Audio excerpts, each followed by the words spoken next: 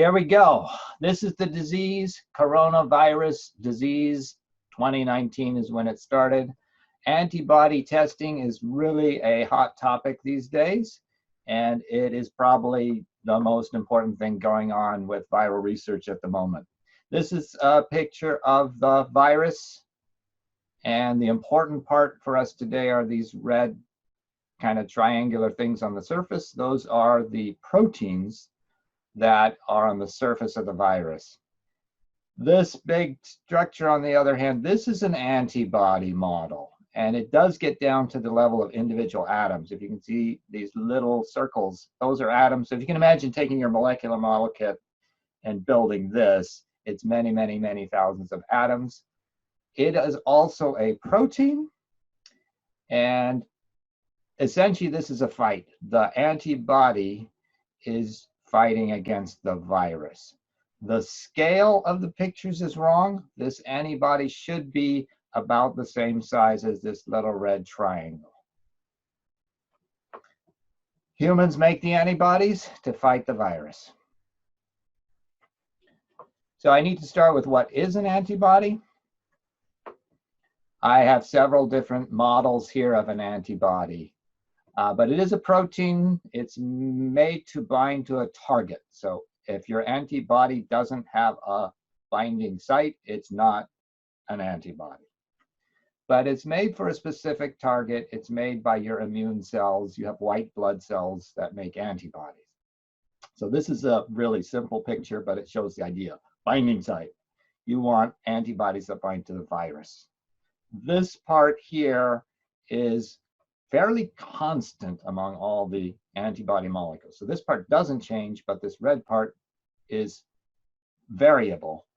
And so there is an antibody against the coronavirus. There's an antibody against the flu virus. There's an antibody against the rhinovirus that gave you a cold last week. Antibodies are specific here. They're all the same here. Here's a three-dimensional model. And so you see why they drew it this way, as like a Y. It's kind of like a letter Y. And since it's a protein, it's made of amino acids. So probably you can't read this code, but each of these letters is an amino acid, like leucine, valine, asparagine, serine, glycine. And so it's a chain. It's a polymer. This is a polymer of amino acids. This is a cartoon representing the polymer of amino acids made by your cells. The importance for us today is that antibodies can neutralize virus infectivity. So I'm going to show a little video here. I like it a lot. In order to understand it, there's no narration, so I'll be your narrator. But before we show it to you, you have to think that this potato-like thing here, that's a virus. This white surface down below, that's a human cell. The virus is infecting the cell. These little suction cup things on the surface of the virus, those are proteins. And in the video, we'll see the antibodies. What do they do? How do they factor into this story? Okay, this will take me out of my slideshow, I think. Yep, let's go back. Try again. Try again.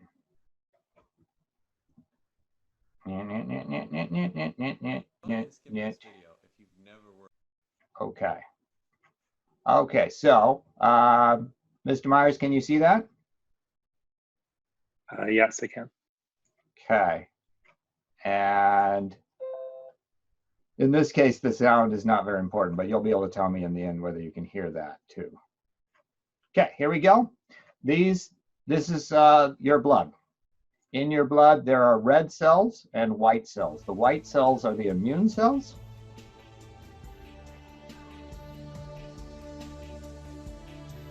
Here's the virus I told you about, and those are the proteins that allow it to bind to a cell. So it has a target. There it is.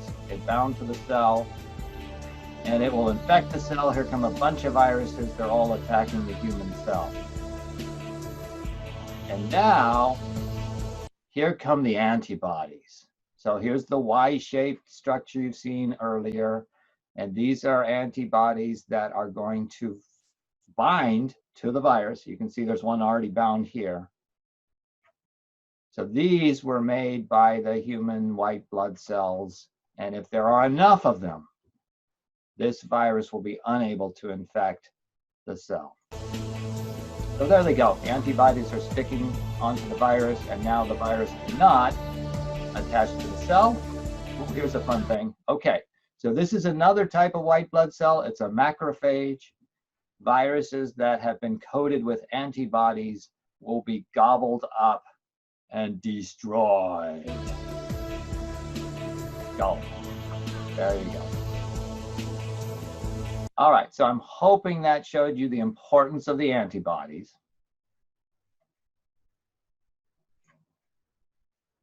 Antibodies can neutralize virus infectivity. Without antibodies, the virus will find its target, it'll infect the cell. With antibodies, it can be intercepted before it infects the cell. So scientists have studied this virus in particular. Everybody cares about this virus a lot more than any other virus right now. And so this is the model of the spike proteins on the surface. And this is a top view where you do get that triangular shape here. So it's a really interesting protein. And I'll be talking more about that structure next week. But today, the experiment was to say, let's measure the infectivity, the entry of the virus into cells with and without antibodies. So here with no antibodies, we're saying 100% infectivity, that's their baseline. And then these are plasma. Plasma is blood from which you have removed the cells. So the antibodies, I don't have a good slide for that. Sorry, I should have. You can centrifuge out the blood cells and you're left with this clear liquid, that's the plasma. If you have antibodies, they're in that plasma. So these are different plasma samples. These came from mouse, so not humans, but mouse. And they are finding that with these plasmas, this particular virus is not the COVID-19 virus. This is the COVID-19 virus right here. And with these antibody plasma samples, the infectivity of the virus is reduced to less than 20%, in some cases about 10% of its original infectivity. So antibodies neutralizing, this is the COVID-19 virus, entry into host cells. So this is a good thing. This is what you want. You want to have antibodies that prevent the virus from entering your cells. So now we need to look at how do we know if you, human, have antibodies? I'll be talking about two different kinds of testing. This one, you can see, this looks like a lab. And so these tests are done by professional laboratories. They use 96 well plates. It's 8 by 12. And you can get a lot of data. This other type of assay, you could do this at home. All you need is a drop of blood and a few drops of buffer, which I'll show you in more detail. So this one is really low tech. This one is pretty high tech. This one works more reliably. It's more trustworthy. This one, it's like, well, we tested you as positive, but maybe not. So I get to talk about both of these. The technology is fascinating, and the results are also very interesting. So this is the first one. ELISA has been around for a long time. It's a big, long word that you probably will never remember, but Enzyme-Linked Immunosorbent Assay. So if you know about enzymes, you're ahead of the game here. But this is pretty good. This is pretty good explanation. You can see it's a cartoon, and I need to give you some preview of what are you looking at before I start the video. So these green circles, they're color-coded. That's antigen. Antigen is the viral protein. These red are antibodies, these come from the person you're testing. And they may or may not be present. You know, not everybody has antibodies against the viral proteins. So this is really what we're testing. Do the red ones exist or not in your blood? Then these blue ones with the purple dots attached, those are going to provide a color change. These green dots are actually invisible, cannot see them. These red antibodies are invisible, cannot see them. So you need what's called a reporter to say, how do I know if it's there? Okay, now I'll play this, and I may pause it at certain times to give further explanation.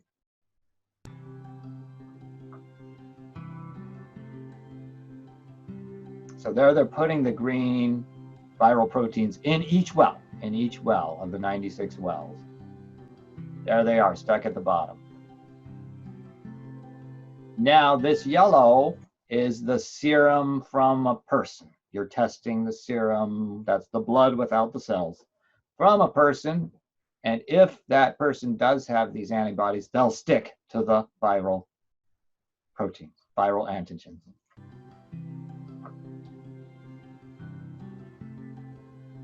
This is where you have the reporter. They only stick to red antibodies. These with the purple dots cannot stick to the green. So they really are a test of, do the red ones exist? Do the red ones exist? Do the red ones exist?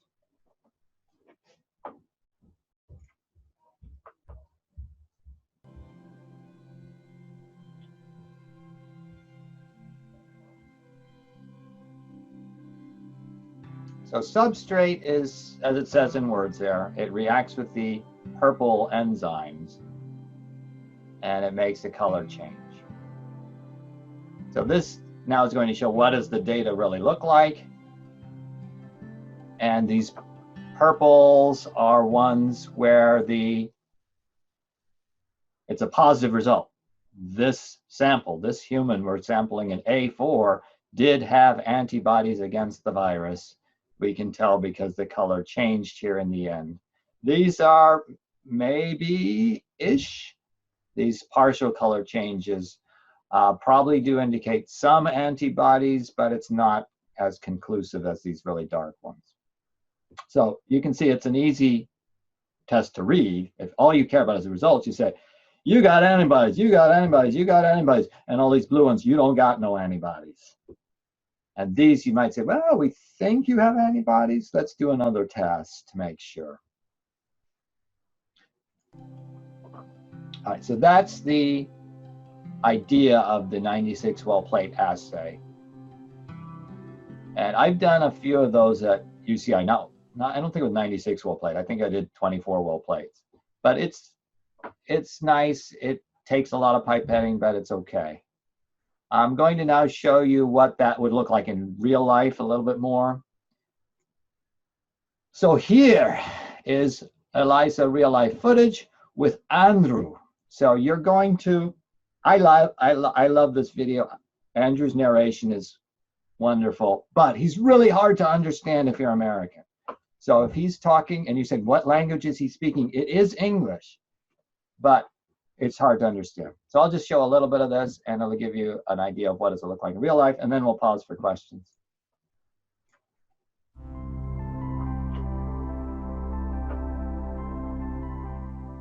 Hi, I'm Andrew. I'm a virologist here at BioBest, and ELISAs are probably the most common test we do daily here. And today I'm going to tell you about how they work.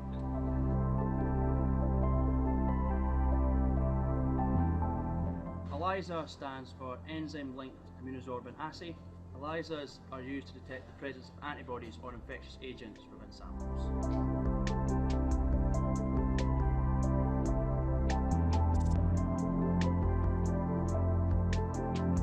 If we take BVD ELISA, for instance, for our in-house test, once we've harvested the antigen, we would then coat the plates and then leave them overnight. On the day of the test, we take the samples out. We add the serum to a dilution buffer. We then put that in the incubator for an hour. If there are antibodies present, they will then bind to the antigen. We then wash that put a HRP conjugate on. Conjugate will bind to the bovine antibodies. We then put that in the incubator for another hour. And then finally, after the last wash, we add a substrate. On the end of a conjugate is a particular enzyme that will convert the substrate from a colourless liquid into colour. The higher the antibody titer, the more colour produced, and that is how we then determine our antibody titer for the sample. There's a plate reader. That'll read the color of all 96 wells Here at BioBase, simultaneously. we do ELISAs for multiple infectious agents. Okay, so that I hope gave you some idea of what it looks like in real life. And let me go here. Let me go here. Let me turn that back down to here. Let me do that. And let me go to slide 8, which is pause for questions. So I will look at the chat, and the other teachers will look at the chat and perhaps suggest some questions that I can answer. So here we go.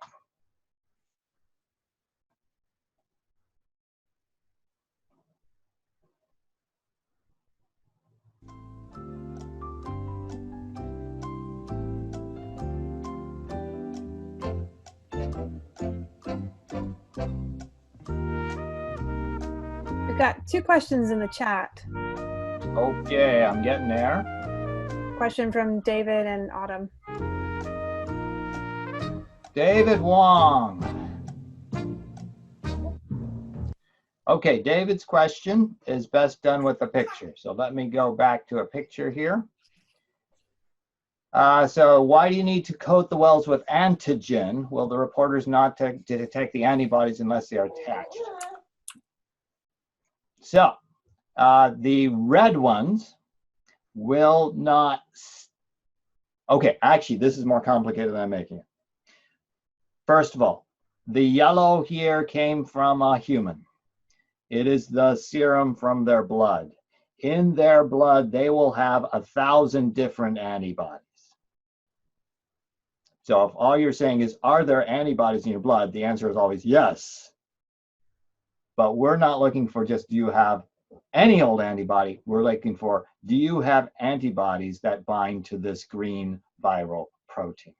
So that's why you must start with what is the target. And we're only going to be left with antibodies that bind to the green. All the other antibodies get washed away. It was mentioned in the video that you wash, and that's to get rid of all the other antibodies. Let me see, I probably should just play it for a little bit. Okay, let's go, let's go. Antigen goes in, and then we zoom in, and here comes the yellow. And the yellow has, as I said, thousands of different kinds of antibodies, and only those that recognize virus will stick. So those are the ones that recognize virus. We wash away everything else, and then you test with the second antibody that says, are any of those present? Okay, so I'm hoping that makes sense to you. That's a really good question, David. Autumn, our antibody, Autumn Guile. Are antibody levels higher when you're sick? Would they go down if you had the virus a long time ago? The answer to that generally is yes. The antibody response will peak when you're infected, and that's how you clear the virus. That's how you get rid of the disease, is by getting a lot of antibodies. If we test you a month later, they're probably still there. If we test you 3 months later, maybe they're much reduced. So for this particular disease, nobody knows. We haven't had it long enough to say how long do your antibodies last? How long do they last? Nobody knows. But it's a really important question to answer. All right, Sylvie's wondering, where did the secondary antibodies come from? And okay, can I do this? The blue ones here with the purple attached, those are made in a lab. They're usually monoclonal. I guess if I pause it, I get this stupid thing. Shame on you, stupid thing. These blue ones with the purple dots are made in a lab, and they are usually something that will find in this case, human antibodies. They bind to human antibodies. So they're made by a goat to recognize human antibodies. And they're fairly common. You can easily get them mass produced. So that's essential for making this work. If every lab had to make their own, it would be impossible. Well, not impossible. Harvard could do it. Caltech could do it. UC Berkeley could do it. But you can just buy it. So that means everybody can do it. And Lola Fisher, can you develop antibodies that you haven't had previously? So actually, Lola, can you unmute yourself so you can talk to me live?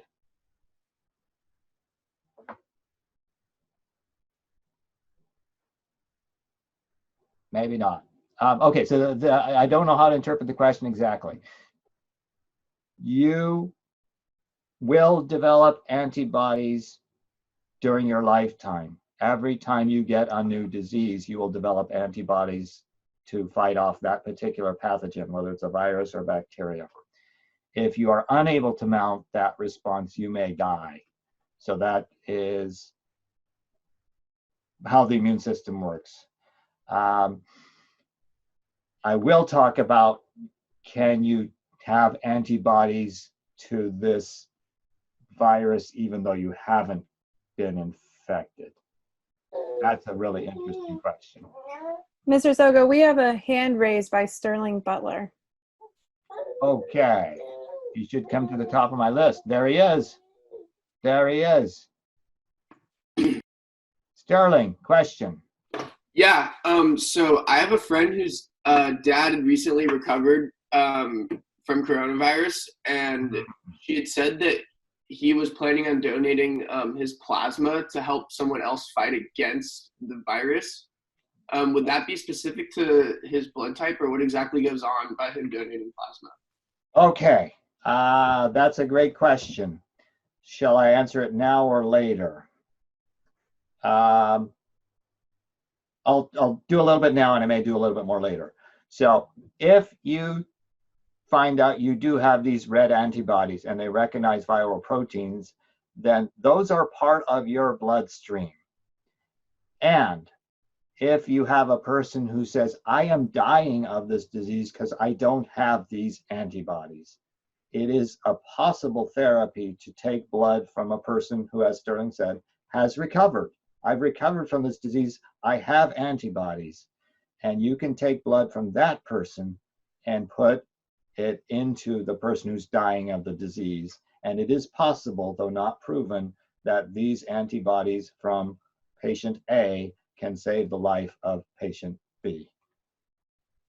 Thank you for the question, Sterling. All right, I'm going to go forward, and there'll be another chance for you to ask questions in a little bit. So, ELISA testing has been done. And the pioneer American scientist who said, we can do this, is Florian Kramer from his Mount Sinai Medical Center in New York. And this, I think, was early March. It's hard for me to know because the publications of articles they're not doing it the usual way where it's reviewed and then it's published. It's just like, this is a preprint. It's not been reviewed, but this is important. You should know about it. So they took samples, human serum samples, so blood samples of people, and they needed some that had never been exposed to virus. So they took old ones. They said, if we take a sample from a person, well, if we have in our bank, in our freezer, human serum from last summer, it cannot have antibodies against the new virus. So that's important. These human samples that are in the freezer are really, really important controls. So they took 59 of those. They took only 4 plasma serum samples from patients who were verified, you have this disease, we've tested you, you've got the virus. So they had 4 positives and 59 negatives. And they said, let's do ELISA testing. And this is their data. So The 4 sets are different types of viral proteins that they use. My next graphic, I think, will make that clear. But the graphs here are how much color developed in the 96 well plate for this particular sample.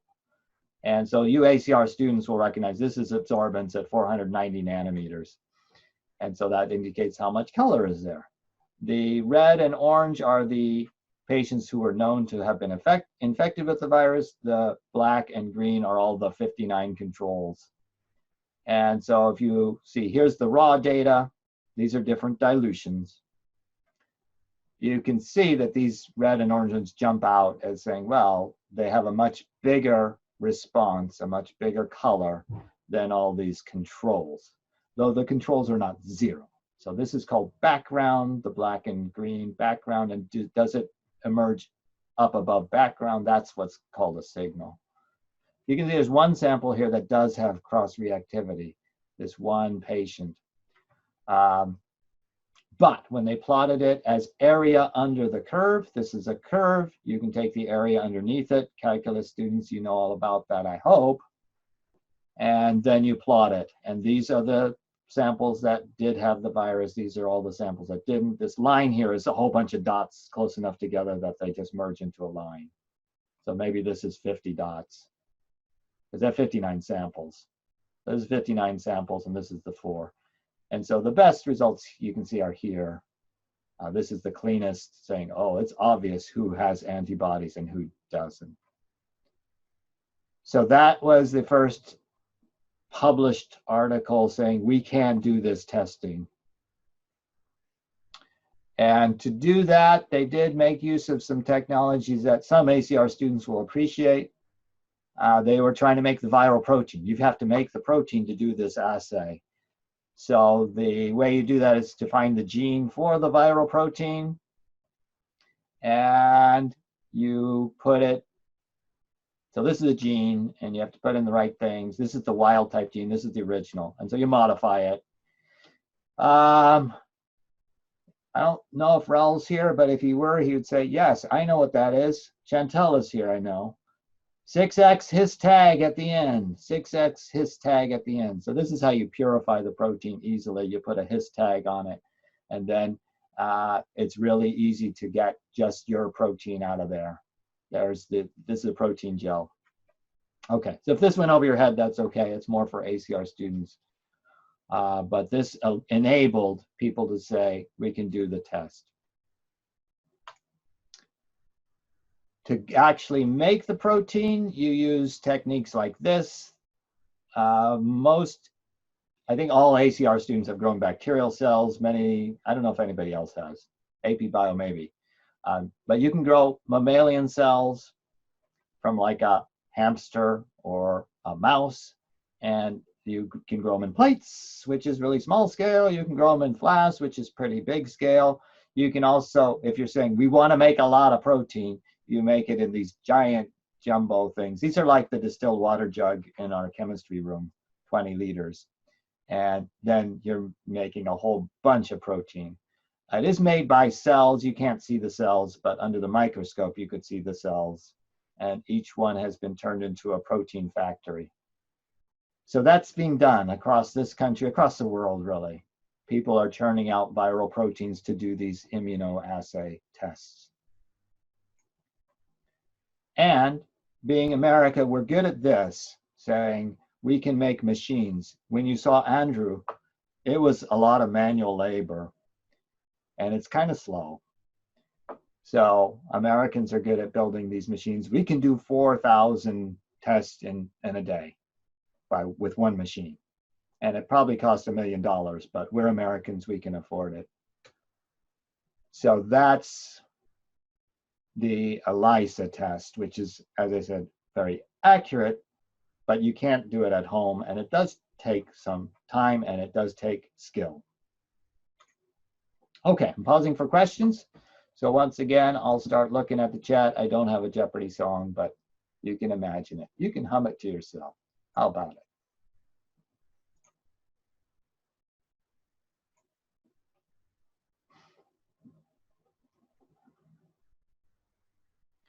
Okay, waiting, still waiting.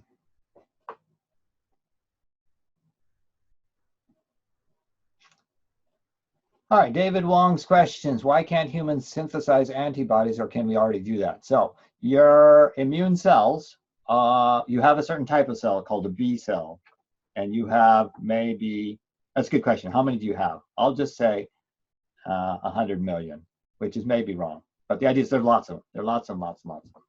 And they're not all the same, and that this B cell A makes antibodies against flu virus, and B makes antibodies against coronavirus, and C makes antibodies against Ebola virus. And those cells exist prior to their needing to be used. They are the just in case you already have cells that are swimming around saying, well, if I see coronavirus, I will respond. And so that's the way the immune system works. They do synthesize antibodies when needed.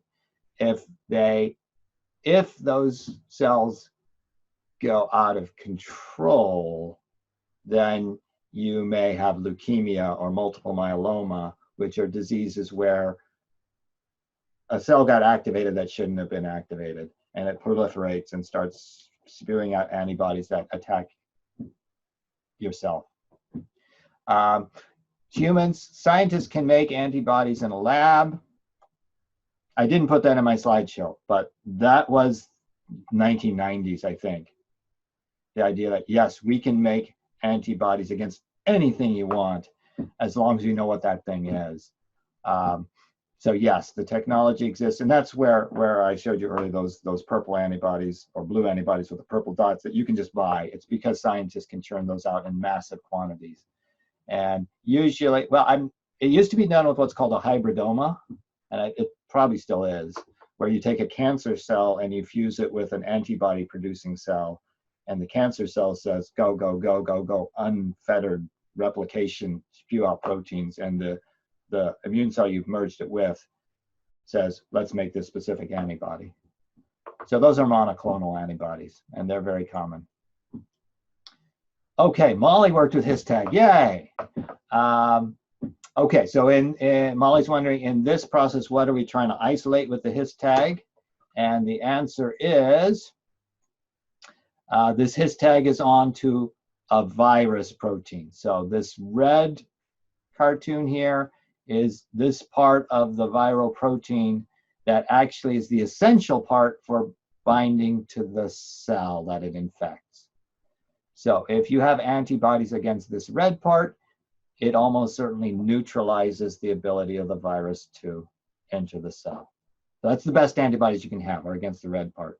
So this is where they tested that in this one here. This R is the receptor binding domain, RBD. So those were the most important antibodies, and you can see these people who had the disease had antibodies against that. It's allowed them to recover. If they tested the dead people, they may have found that no, the reason they died is they didn't make the antibodies that prevented viral infection. It's possible. It's possible. Okay, great. I'm hoping that answered your question, Molly. It's a great question. So these Histags are on the viral proteins, and you make the viral protein in here, but you're saying in that pink liquid, how do I get the protein that I want? And that's with the Histag. Going forward. One more question. What is plasma? Plasma is the same thing as serum, which is the blood after you get rid of the cells. You centrifuge the cells out, and you're left with this clear liquid.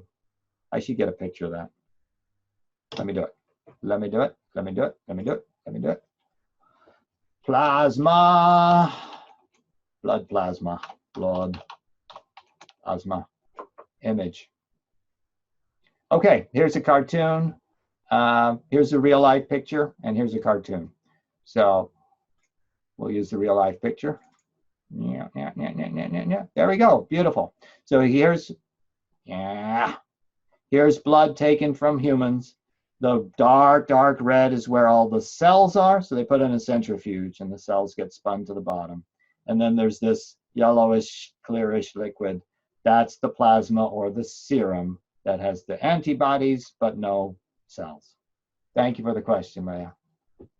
Going back. Boom. Going back. Time says I'm doing okay. All right, this what I'm talking about now is lateral flow immunoassays. That's a big long word for a very simple product. These are, I don't think you can buy one yet, but it may come pretty soon that yes, you can buy these and they'll cost maybe $50 each. And you could do it at home. So here is a short video from Premier Biotech. The quality of the video is really bad, but you'll see enough that it's like, I could do this video so much better than they did. But anyway, here we go. So you need some blood for this. It's a blood test. But you don't need very much blood. That's why you could do it at home. You just need a drop of blood and you put it on this little thing. And then you need some buffer. So it's just a liquid that has some salts and controls the pH. 3 drops of that. And then the liquid starts to move. So this here is liquid creeping up, creeping up. It's a one-directional flow, but it's creeping up. You can see that. And as it's creeping up, it's carrying things with it. And it only takes 10 minutes and you have a result. You know whether you have antibodies in 10 minutes. So these are amazing technology. I'll show you the next, which is, well, how do I read the results? Which again is really easy. You don't need to be a scientist to read the results. So this test has 3 possible lines. C is for control. That should always have that. And then test lines 1 and 2 are testing for different kinds of antibodies. Test line 1 is for IgG. That's a particular type of antibody. Test line 2 is for IgM. That's a different kind of antibody. It's quite possible you have both. So if you have only 1, you have IgG. If you have only 2, you have IgM. And if you have both, then you have both. So the important thing is that any lines here indicate you have antibodies against the virus. The control is saying, if you don't see a line there, this test failed, and we have to try it again. So that's what I'm saying. This is such amazing technology. If you've seen a home pregnancy test, it looks the same. And all you need is a drop of blood here and look for the lines. Boom, there you go. How does it work? So this I found very interesting because I kept looking, what's the color? What's the color? What's the color?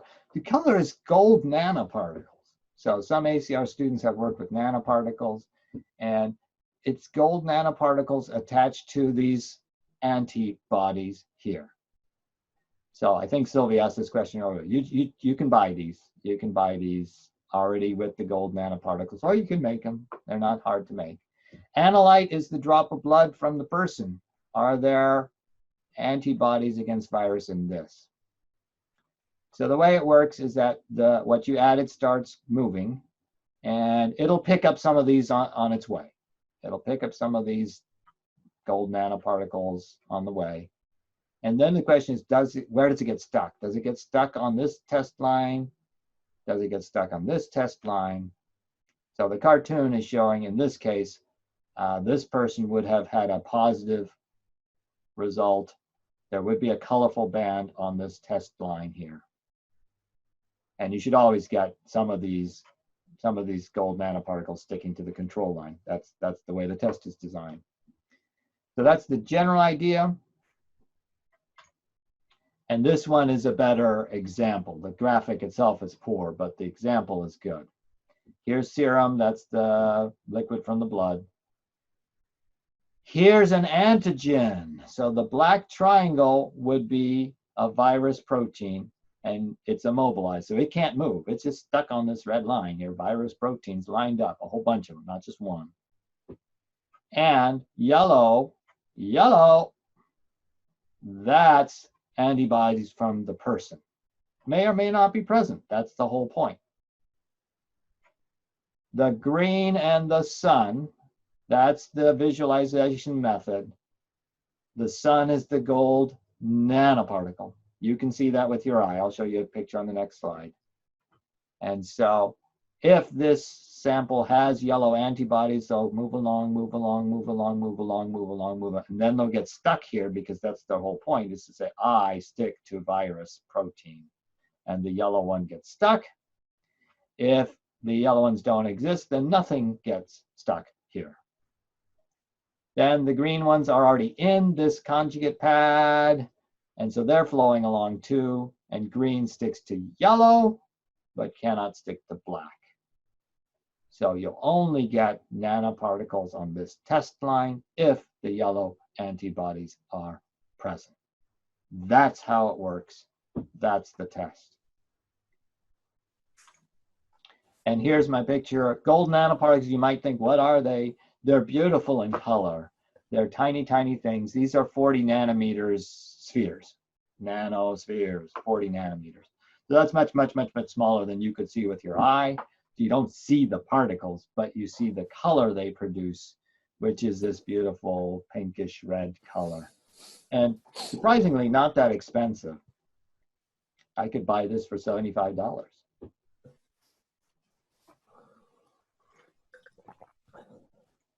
Okay, time for questions. So once again, I'll look at the chat.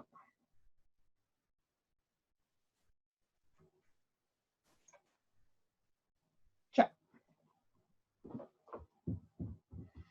Okay, first question is from Piero. Could a virus exist with more than one antigen and require more than one antibody? Excellent question.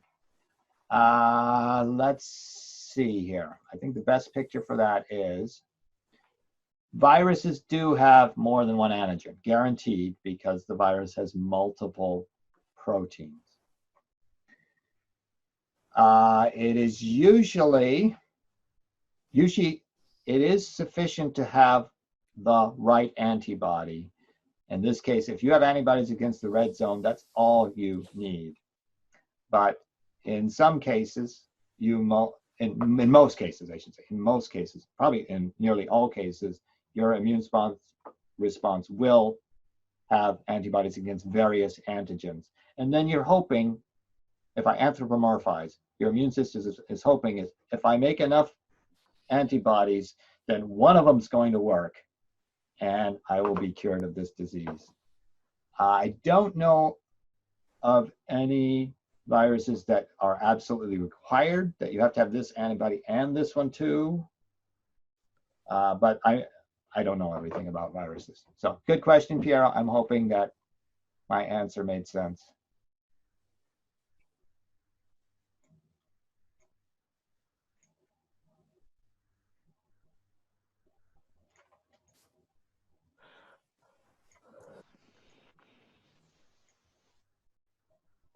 All right, looks like I'm not getting any more questions, and you may be reaching saturation. I've presented a lot of science, and it's hard to keep everything straight. But I'm hoping you realize this is amazing technology, and the fact that they produced it so quickly. You know, it's only been a couple months, and already there are thousands of these tests on the market, and soon I'm guessing Amazon will say, yes, you can buy this, sure. The question is whether it works. The oversight of making sure that every product that comes out is tested, it's not happening right now. So you may get a test that's not worth its money, not worth its price. All right, this is my last section.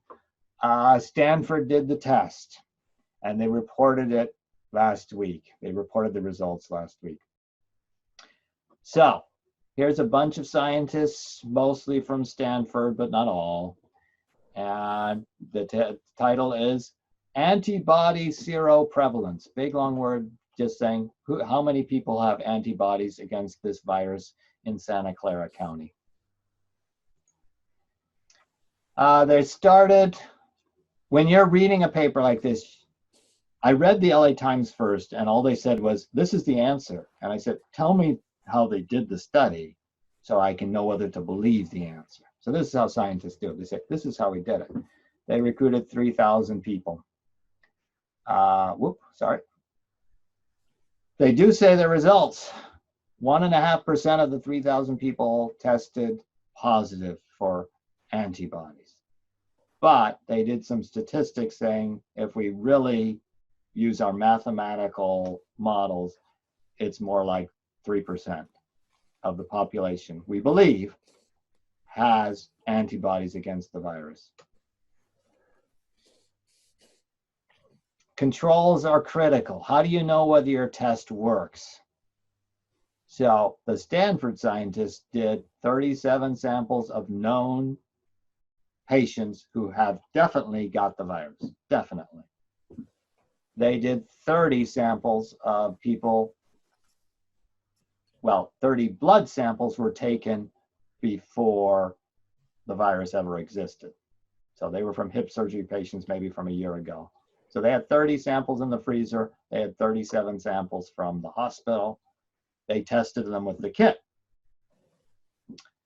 So the Stanford results were, of the 30 old samples from the freezer, all 30 tested negative. Good sign. Of the 37 known to be positive, only 25 tested positive. Not so good. Not so good.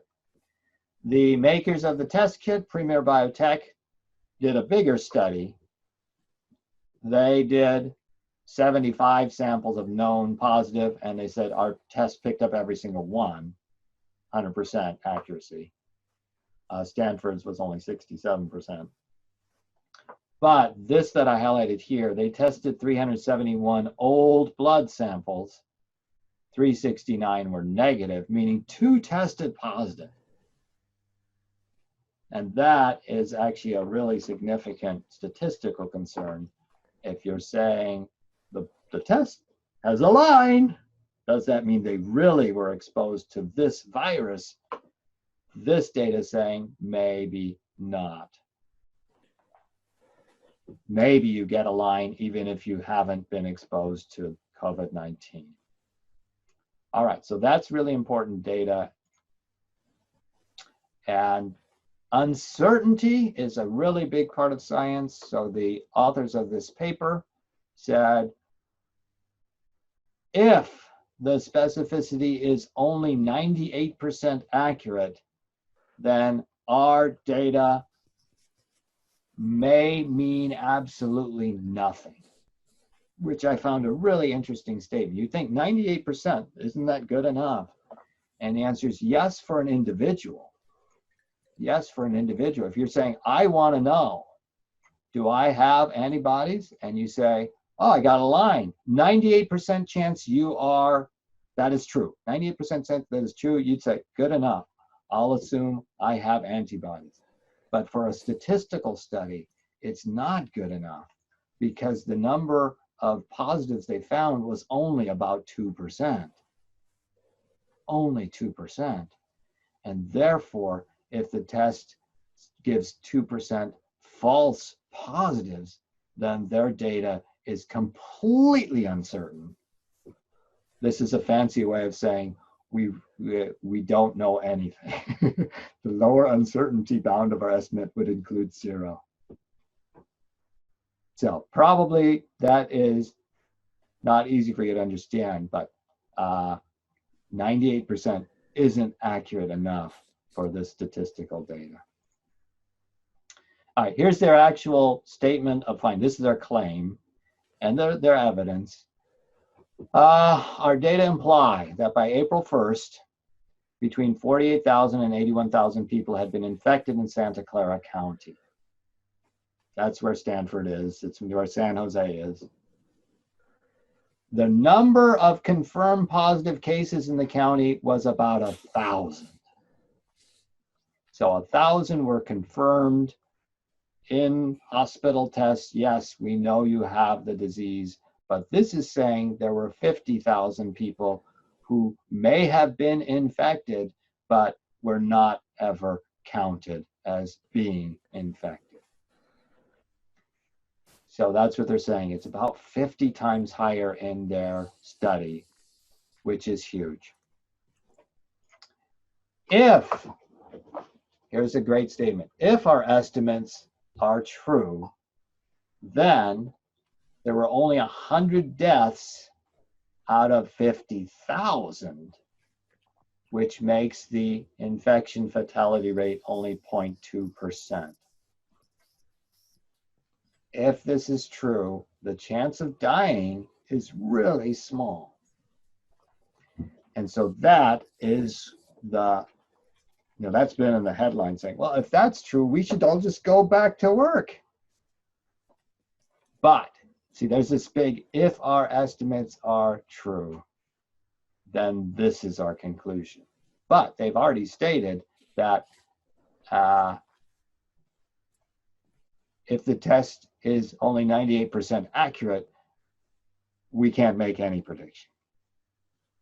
So that's the way science is done. You do a study, you make a conclusion, but you make a lot of conditions saying this is based on assumptions and imperfect data. This is another thing scientists do. They say, let's compare our data to somebody else's. So apparently, I haven't looked at this data, but apparently in Italy, they did a study.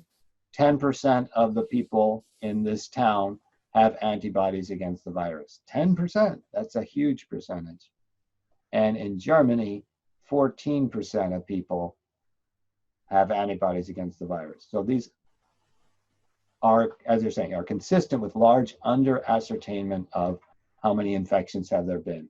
It may be that there have been 50 times more infections than have been counted in this country, which would mean that it's millions. It's millions of people who have been infected.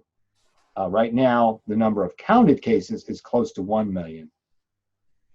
But if it's really 15 times higher, it's 50 million. It's 1/6 of the population has already been infected. So I'm hoping you see the magnitude of this data. How important is it? And they do end with a data table, which shows exactly what it's supposed to. How many people were there? How many people were women? How many people were men? How many were in this age group? And these are all important things that if you're reading the actual data, you want to know. And that's why they put it in the paper. All right, I think that's the end of my presentation. I will look for questions. Questions.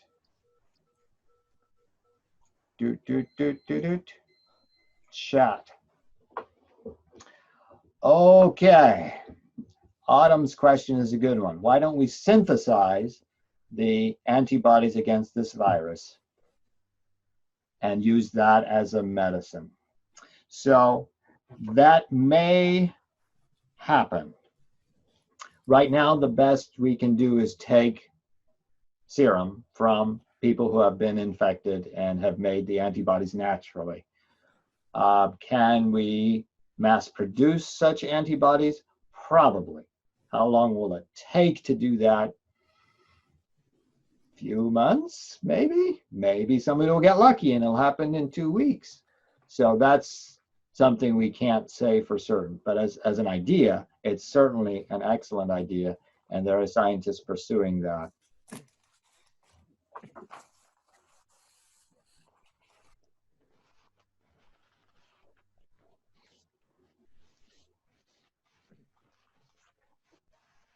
Okay, I'm waiting a little bit more time. Sometimes people need time to process. So I will go forward and come back. Okay, now we got my second question. Sylvie Libert, can a drug be administered that blocks the cell receptors the virus binds to? Okay, that's the way many medicines work. Many medicines work that way. So if I go all the way back to the beginning and say, okay, could you make a molecule, not an antibody, a molecule that fits into this spot here and prevents the virus from binding to the cell? The answer is absolutely. That's how many medicines work, is to bind to specific proteins on the pathogen, the virus or bacteria. and interfere with its function. To do that and say, I know exactly which molecule to make, that's really hard. So my friend works in Stanford area, and he has a startup company, and they're trying to make it so that you can use the power of the supercomputer to say, the computer will tell you which molecule to build. In the past, it's always been clever scientists saying, I think this might work, or let me try 5,000 different things that are in my freezer, and maybe one of them works. And both of those are really slow and expensive. And so the day in which a computer can tell you, build this molecule, it has a 70% chance of working, may be happening soon. And if so, my friend will be very rich. Okay, looks like that's enough for today. So let me go to slide number 31. So thank you all for being here. Next week, I plan to talk about this. I may change that, but the viral life cycle. How does it infect a cell? What does it do when it gets inside? How does it actually hurt the human cells? I don't know a lot about that, so I'll be learning, and I will share what I learned with you. Next Friday is the plan. Thank you, Mr. Soga. Thank you for being here. And Thank hope to see you you. again soon. Bye. Bye-bye. Goodbye.